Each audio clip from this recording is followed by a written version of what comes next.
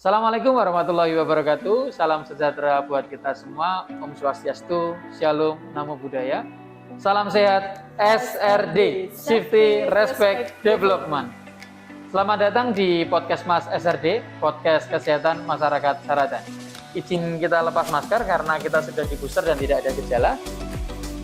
Ya, kali ini saya Dr. Deka Permadi, yang mungkin sudah tidak asing lagi di podcast 1 dan podcast sesi 2. Saya sudah memperkenalkan diri. Bagi yang belum kenal sama saya, wajib nonton podcast sesi 1 dan sesi 2.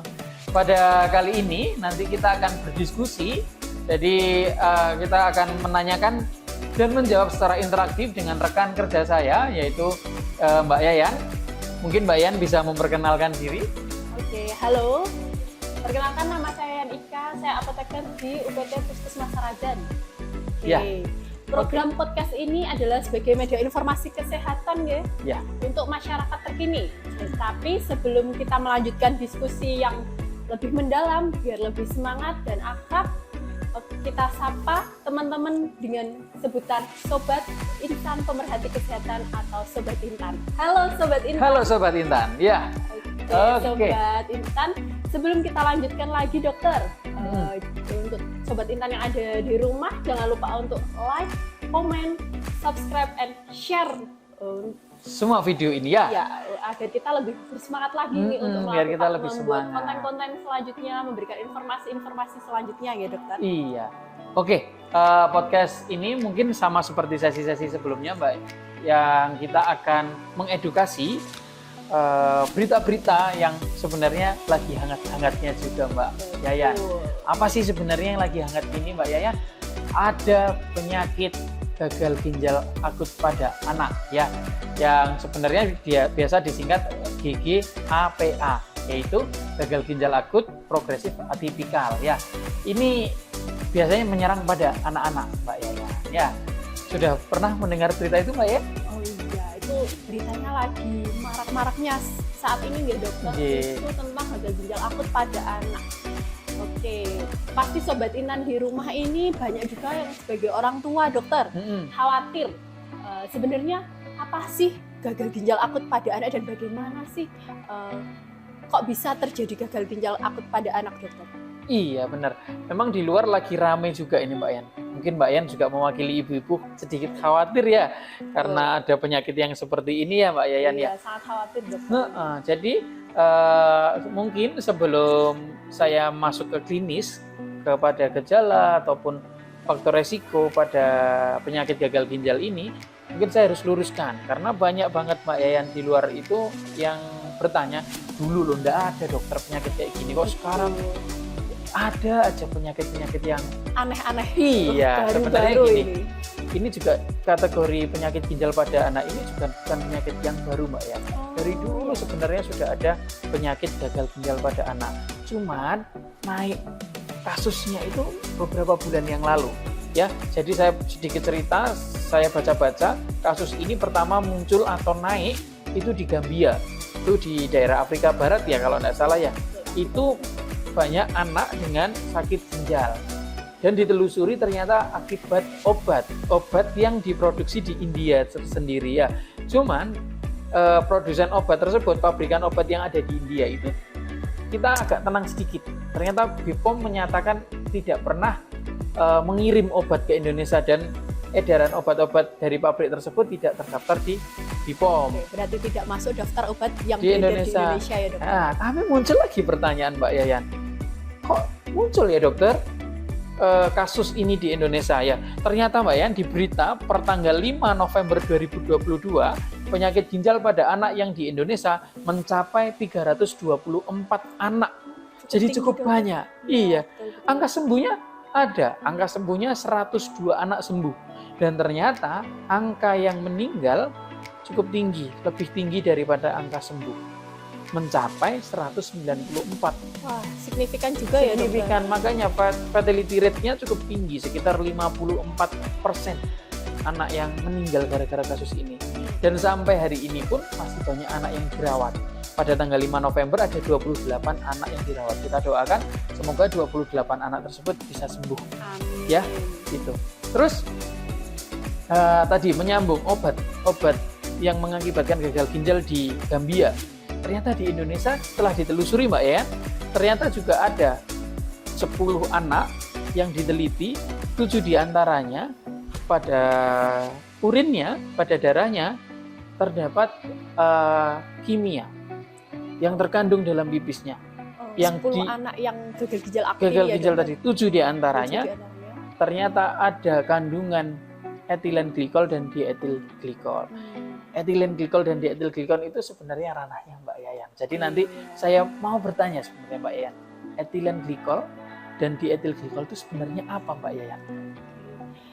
Kalau ngobrolin tentang obat ya, terutama sirup, kita kembali ke formulasi atau pembuatan obat, dokter. Iya. Nah, sebenarnya kalau etilen glikol dan dietilen glikol itu bukan merupakan bahan untuk tambahan pembuatan obat, yaitu senyawa asing atau cemaran untuk pembuatan obat.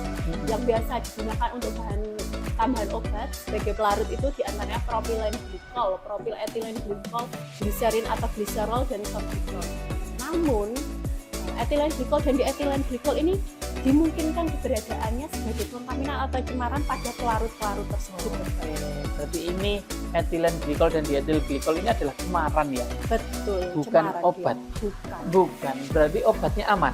Obatnya itu masih aman. Oke, obatnya aman. Terus Mbak Yan, berarti dietil glikol sama etilen glikol ini benar-benar tidak boleh dikonsumsi manusia? Oke, untuk etilen glikol dan dietilen glikol karena memang dia cemaran, tidak boleh dikonsumsi oleh manusia. Tetapi berdasarkan Farmakope Indonesia, dokter, untuk cemaran-cemaran senyawa tersebut itu masih ditoleransi keberadaannya pada nilai ambang batas tertentu. Untuk gliserin dan propilen glikol masih boleh kurang lebih 0,1%, sedangkan untuk propil etilen glikol itu sekitar 0,25% untuk adanya cemaran tersebut di pelarut obat. Jadi obatnya aman, pelarutnya ada ambang batasnya. Betul. Gitu ya Mbak Yayan ya. Jadi kalau masih ada di batas tersebut, masih ditoleransi, masih diperbolehkan, atau insya Allah tidak menimbulkan efek yang merugikan. Tidak boleh ya. Oke, tadi kan dokter juga menjelaskan 7 dari 10 anak gagal ginjal akut ini ada senyawa etilen glikol dan dietilen glikol pada urinnya, dokter. Urinnya. Nah, terus yang 3 dari 10 ini bagaimana, dokter? Jadi karena ini kasus sebenarnya masih misterius dan masih dalam penelitian, regulasinya masih sangat dini untuk kita pelajari. Jadi karena masih terus. Jadi kita tidak bisa ngeklaim Mbak, hanya karena obat tidak. Ternyata dari 10, 3 diantaranya juga tidak tercemar. Ya, setelah saya belajar juga Mbak Yan, penyakit ginjal yang dulu-dulu juga sudah ada, itu tidak semata-mata hanya karena obat. Bisa karena faktor-faktor lain. Ya, contohnya ternyata dia lahir nih, dia langsung punya penyakit ginjal atau yang biasa kita sebut penyakit ginjal bawaan. Dia belum minum obat, belum apa-apa, tapi dia sudah sakit ginjal karena memang sakit ginjal bisa didapat dari bawaan lahir gitu. Terus yang kedua, penyakit ginjal yang akibat infeksi. Jadi dia suatu sakit yang bisa menginfeksi ginjalnya juga, yang bisa mengakibatkan ginjal itu rusak. Jadi juga tidak semata-mata karena obat, bisa terjadi infeksi. Dan juga penyakit-penyakit lain seperti sindrom anefrotik, penyakit-penyakit sistemik, anak dengan penyakit lupus, mungkin anak juga sakit DM, yang notabene itu adalah penyakit-penyakit sistemik, juga bisa mengakibatkan ginjal tersebut rusak. Iya, dan bisa jadi juga Mbak Yayan tidak minum obat, tidak punya riwayat penyakit-penyakit, ternyata anaknya ini lari-lari ataupun bermain jatuh, kecelakaan. Iya, seperti itu hingga akhirnya ada trauma pada ginjalnya, benturan pada ginjalnya, cedera pada ginjalnya, bisa mengakibatkan ginjal tersebut juga rusak. Ya, dan juga biasanya anak kecil itu takut pipis, hingga akhirnya seperti terasa ada penyumbatan di pipisnya.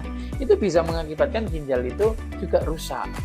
Ya, karena bisa pipisnya kembali lagi ke atas, ke ginjal. Jadi tidak hanya obat Mbak Yayan, tapi ternyata ada faktor resiko lain yang bisa mengakibatkan sakit gagal ginjal. Itu ya Mbak Yayan ya. Iya. Ternyata banyak sekali ya dokter penyebab-penyebab gagal ginjal akut pada anak. Jadi tidak melulu dari obat yang dikonsumsi sama anak-anak, Sobat Intan. Dokter, kalau boleh tahu, sekarang kan banyak sekali informasi-informasi yang bisa kita akses di media sosial. Ya. Nah, kadang informasi-informasi itu kan tidak akurat dokter, maksudnya tidak ada dasar dari sisi kesehatan ya dokter. Nah, mohon dijelaskan lagi dokter agar sobat-sobat Intan ini waspada dan nggak khawatir, menurunkan tingkat kekhawatiran sobat Intan terutama orang tua. Sebenarnya gejala-gejala yang bisa terjadi pada anak yang gagal ginjal akut itu seperti apa sih? Jadi apakah habis minum obat ini, wah ini pasti gagal ginjal akut? Kan tidak selalu seperti itu. Jadi Mbak Yayan, memang sih gejalanya kalau kita baca sendiri itu pasti rancu dengan penyakit lain, kayak panas. Apakah ini selalu gagal ginjal? Tidak. Yang jadi kata kunci di penyakit gagal ginjal ini adalah dia pipisnya, buang air kecilnya anak tersebut itu produksinya menurun atau lebih sedikit dari sebelumnya, atau tambah tidak bisa pipis sama sekali. Itu kata kunci. Yang lain, gejala-gejala yang lain ya sama seperti penyakit-penyakit yang lain. Demam, batuk, pilek, muntah, diare, seperti itu. Tapi tidak semua penyakit yang demam, batuk, pilek, diare itu gagal ginjal. Kata kunci tadi yang paling penting yaitu pipisnya turun, maksudnya produksinya ya semakin sedikit, urinnya sedikit, atau dia tidak bisa pipis sama sekali. Iya, biar tidak khawatir, karena banyak orang yang jangan-jangan panas ini karena gagal ginjal, di hari ini gagal ginjal. Tidak ya. Terus langkahnya apa? Kalau sudah ada gejala kunci tadi, menurut saya pastikan dulu apakah benar dia sakit gagal ginjal. Periksakan dokter spesialis anak boleh, dokter umum boleh, ke puskesmas boleh ya, ke rumah sakit juga boleh, biar tenang. Kalau kita khawatir duluan, takutnya nanti malah panik, bingung kemana. Kalau panik jadinya salah langkah ya dokter. Iya, itu ya. Oke, Mbak Yayan, itu langkah dari orang tua. Saya juga sudah baca-baca juga langkahnya pemerintah. Pemerintah tuh langsung gercep juga menurut saya. Betul, langsung bikin aturan. Waktu itu stop semua obat. Ya, stop semua obat sirup biar tidak terjadi penyakit ginjal akut pada anak ini ya. Untuk yang terbaru sebenarnya gimana Mbak Yayan? Ya, dokter. Seperti yang dokter jelaskan tadi, untuk pemerintah sebenarnya gerak cepat sekali dokter. Pada tanggal 18 Oktober kemarin dari Kementerian Kesehatan langsung membuat surat edaran di mana ada satu poin itu untuk melarang atau men-stop dulu tenaga kesehatan atau fasilitas kesehatan untuk meresepkan obat-obat dalam bentuk sediaan cair atau sirup. Nah, itu untuk pencegahan ya, pencegahan pertama untuk pencegahan pertama. Jadi agar pemerintah dan Badan POM melakukan penelitian lagi apakah obat-obat yang beredar di Indonesia ini aman untuk dikonsumsi. Yang kemudian pada tanggal 24 Oktober kemarin pemerintah atau lebih tepatnya Kementerian Kesehatan juga sudah memberikan surat edaran berdasarkan informasi kelima dari pengawasan BPOM. Ada sekitar 133 obat yang dia memang tidak mengandung pelarut-pelarut seperti propilen glikol, propiletilen glikol, gliserin gliserol, dan sorbitol dokter. Serta ada 3 obat yang dia memang tidak ada dalam bentuk sediaan lain, jadi harus sediaan itu dan boleh digunakan berdasarkan pengawasan dari dokter. Di antaranya seperti sildenafil, chlorhydrat, dan asam valproat. Ya, dan yang terakhir ini yang terbaru dokter, tanggal 28 Oktober Kementerian Kesehatan juga sudah menerbitkan daftar obat yang aman, yang tidak mengandung pelarut-pelarut dan cemaran tersebut. Tadi itu sekitar 198 obat.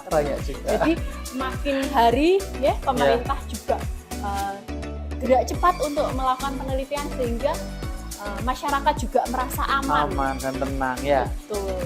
Sepertinya kalau Mbak Yayan tak tanya, Mbak Yayan obat apa aja yang boleh 190 daftar tadi pasti tidak hafal ya?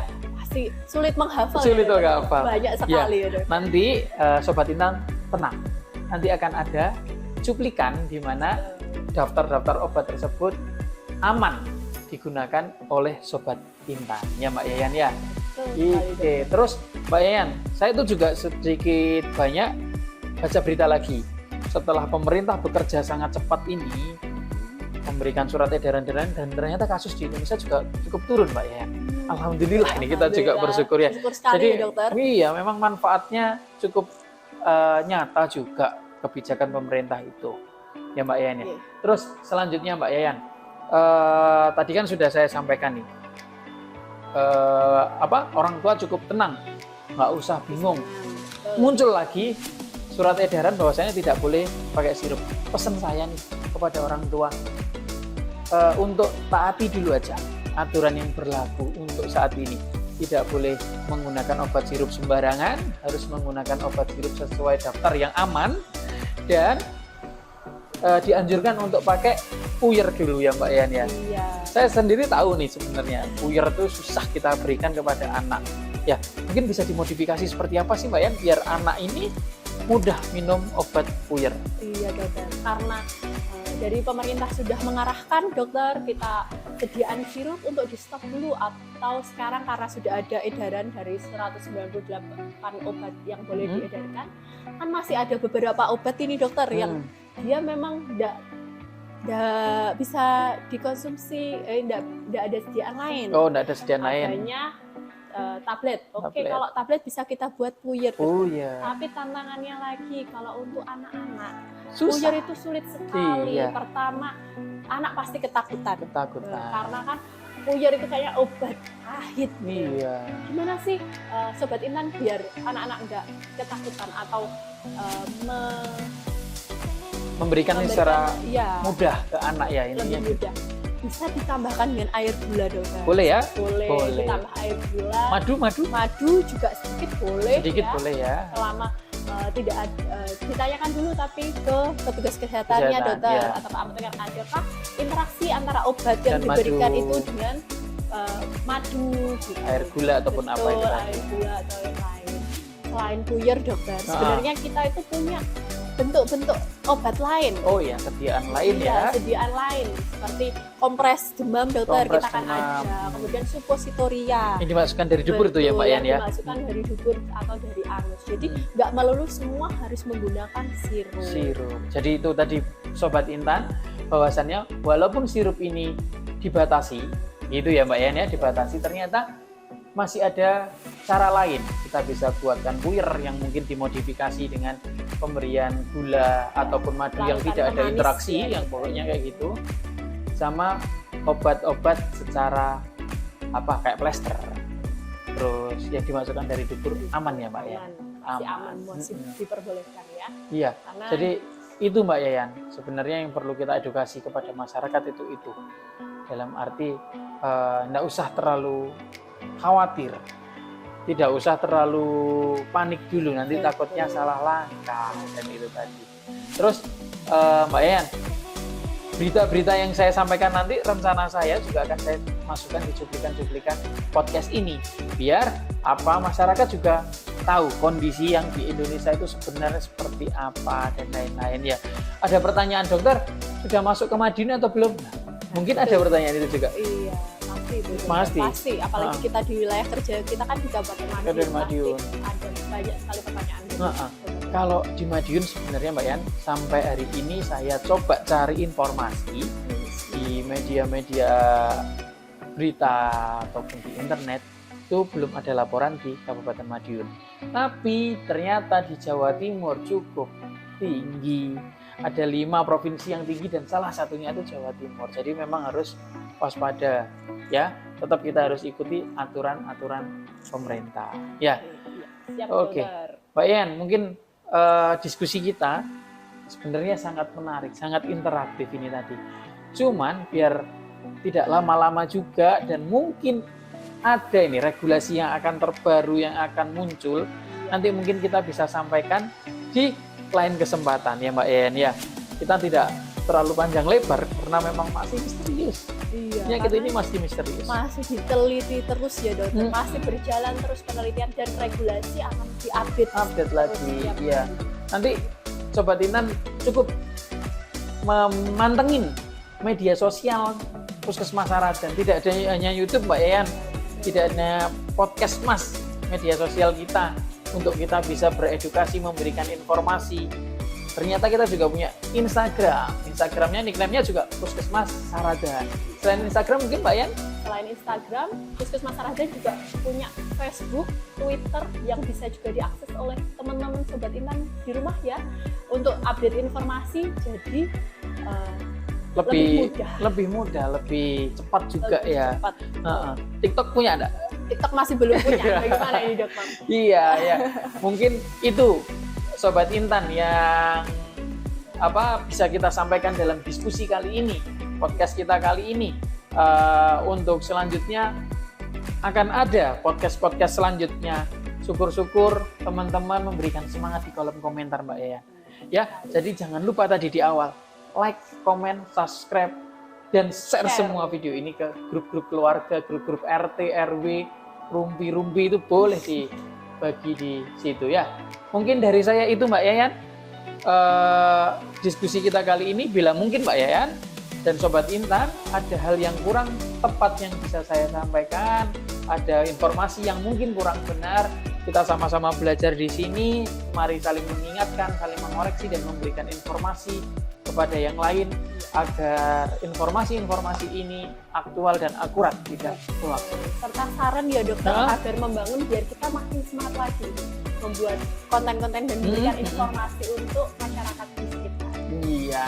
Jadi saya Dr. Deka selaku dokter di Puskesmas Saradan juga ini dan pembicara kita Mbak Yani di podcast kali ini. Mohon maaf yang sebesar-besarnya bila mana mungkin ada kalimat atau tingkah kita di sini yang kurang berkenan di hati Sobat Intan, kami mohon maaf yang sebesar-besarnya. Mbak Yayan mungkin mau disampaikan juga? Tidak ada? Oke, saya dan Mbak Yayan pamit undur diri dari podcast kita kali ini. Saya akhiri. Wassalamualaikum warahmatullahi wabarakatuh. Salam sehat SRD, Safety, Respect, Development. Terima kasih.